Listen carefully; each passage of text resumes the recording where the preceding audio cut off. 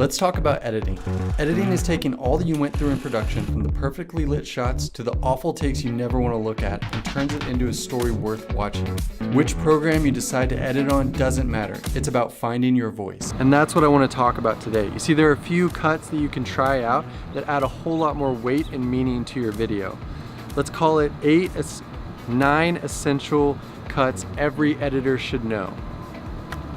First things first, let's kick it off with the basics. It's going to be your standard shot. Now this is exactly what it sounds like. It's going to be the end of one scene and the start of another.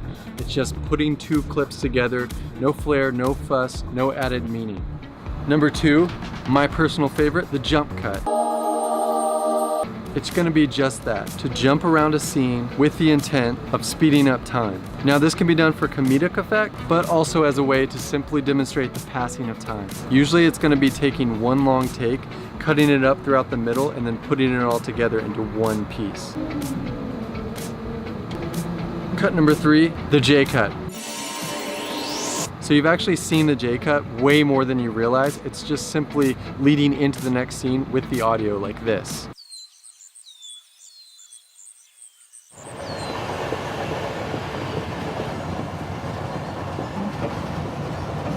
See what I mean? So this cut is as simple as it sounds. You just drag the audio clip from the next clip over on top of your current clip. It's a good way to kind of segue into the next scene, change locations, and let the audience know what's about to happen. So this brings us to the L cut. The L cut is exactly what the J cut is, but flipped. So my audio right now will take us into the next shot. So the L cut is actually absolutely essential for conversational scenes, because you're gonna have two characters, one of them is gonna be saying something, and then you're gonna cut to the other character as that first character is still talking. That's an L cut. Perhaps the most common cut that you're gonna be taught in film school, and then now that you know it, you'll see it everywhere, is cutting on action. So it's basically exactly as it sounds. You're gonna cut when one character moves a certain way. It doesn't have to be a punch or a kick, but it can even just be a head turning, someone moving, looking a certain way, getting up or walking. So this just allows the audience's eyes to stay on the action as it plays out throughout the scene. Cross-cutting.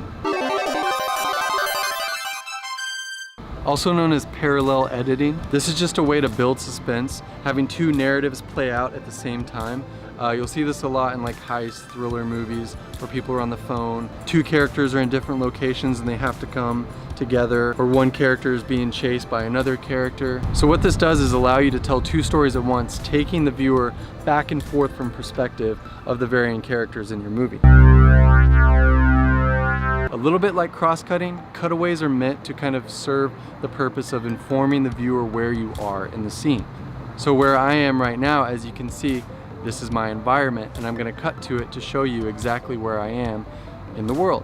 So a good way to do this is just to get B-roll. The more you're cutting to other shots, the more engaged your audience is, and the more likely they are to have a better understanding of what's going on in the scene. So the montage is more for the sequences rather than the scene. It's like jump cuts, but consider it to be over an extended period of time in different locations. You'll see this a lot with sports movies, training, any type of scene where the character needs to get ready for something, whether it be a fight, a battle, going on a date, cooking, any type of goal that your character has and they're trying to work towards it, throw in a montage. It's a perfect way to demonstrate change in your characters.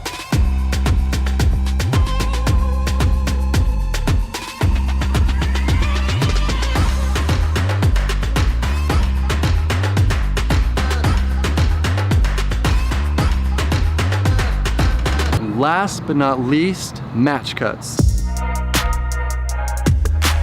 So one of the most iconic and impressive cuts in filmmaking is the match cut. And what it is matching a character's actions into the next scene. So it kind of follows into the next frame, creating a fluid motion. It's the melding of two environments to create a seamless cut that takes the audience from here to there before they even realize what happened. My personal favorite, Lawrence of Arabia, whenever he strikes the match and then